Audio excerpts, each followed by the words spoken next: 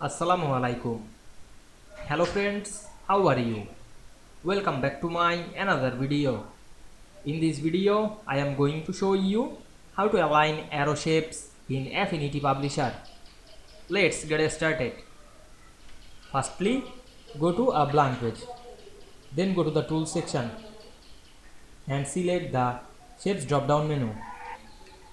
Then select the arrow shape.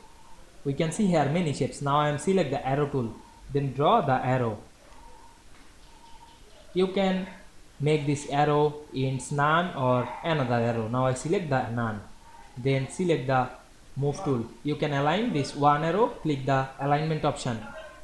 You can align left or the right or the top and the bottom.